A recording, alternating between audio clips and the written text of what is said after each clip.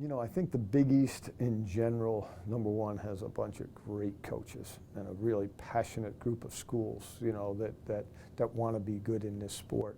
When the ECAC was about to fold and we were homeless, those guys didn't look at it and say, oh, why would we bring Denver in? They're really good. We might lose to them. They said, let's go. Bring them on. They'll help our RPI. They'll help our stature. They'll help, our strength of schedule. And they've done that. And I give those guys a lot of credit because they were all in different modes, and all three of those teams that you're talking about are different but better in their own way. With Georgetown through recruiting and a tireless, consistent effort by Coach Warren and his staff to get really good players, and they are. And they've done that. Marquette has a group of seniors that was their first group. There's nothing like that. They remind me of 1992 Princeton, that first group of guys that came through, and now you supplement them with some younger guys, and that's a heck of a class. I think they've got 19 seniors this year. And then finally, the Villanova guys with just what they always do. They always bring the same guys around, and now you add Clue and the two Ficaros. You're talking about a first midfield on most Division I teams suddenly coming on the scene with adding that to guys that are coming back from that team. So, and then, plus St. John's, who's got their whole team back, and plus Providence, and you watch and you look at the stats of what Coach Gabrielli and his team's defense does, and what they do with goalies, and things in that group. So I think our fourth place team last year was 1-4, but they all beat each other. So it's going to be an exciting league. It's a really good league. It's a competitive league. It's a bunch of great coaches, a bunch of kids that really play hard, and they deserve to be recognized. Well, it's interesting. We're trying to handle the post-championship like we handled last year. Being ranked number one is by not handling it, and just trying to make it part of the recognition, part of another step in the process.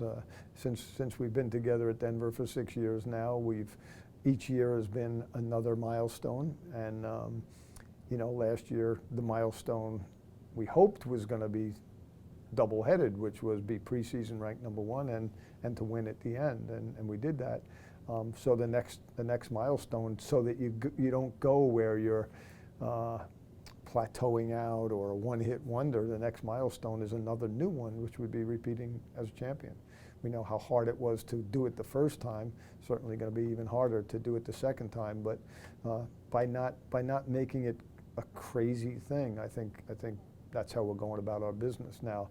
I can tell you that when you have a city like ours and a school like ours and people that are so crazy about the game, and now even more so, our Denver elite kids, our families, our community, our school, our board of trustees, they make it very difficult for you to, kind of forget that was last year and move on to this year, because they're just so good to us. Yeah, I mean, you've got a good program when you've got good players that aren't playing enough and on the bench and are willing to just play their part. When you talk about, Colin Wolford and Max Planning and those kind of guys that were on and off at times. Jack Bobzian, who started 2 years ago at attack and now gets moved to midfield after he came back from his surgery. All those kinds of guys are really good players. And then you throw into the mix some people that people haven't heard about yet. A couple of guys like, Nate Morano, Austin French, Colton Jackson, you're going to know that name. And so you throw that all into mix, we have the same problem. The names have changed. We feel pretty good about who we've got coming back and who can attempt to fill those roles. And now it's our job. It's Coach Brown's job to tweak the offense enough so that knowing that we don't have Wesley as the anchor, and he's always going to be in that 8-yard radius there. We've got to play a little differently, and we're going to, we'll adjust and do that. We haven't had to worry about the goaltending position for a long, long time at Denver. That's one thing we haven't worried about. you know, our first year, you know, we had good kids in there, but everybody was new. It was just a matter of playing.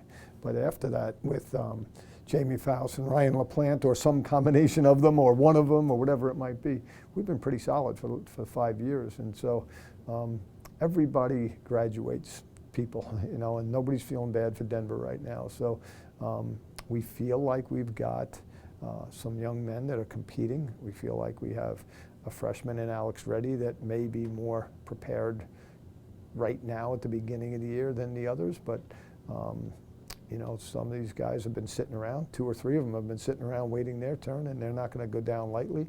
You know, David Windsor has been a really pleasant surprise, another freshman. So we feel like we're going to be solid there. Are you going to be Ryan LaPlante's 13 saves in a championship game? Probably not. But we're also we also feel good about our defense, good about our poles, good about our short sticks, and they're just going to have to play a little differently. We knew what we could give up with Ryan, and we're going to know what we can give up with Alex or whoever's in the goal. The face-off game, toward the end of the year, people were doing some things to Trevor that I didn't think were legal, but I guess they were, and you know, he's going to have to fight that fight. You know, the last Division I first-team All-American as a freshman, I believe, was Michael Powell. And there haven't been many of those guys over the years. So Trevor's got a burden to bear, but there's no person on earth, forget the lacrosse side of it, just the integrity and what this guy is made of. His chemistry is one that if anybody can do it, he can.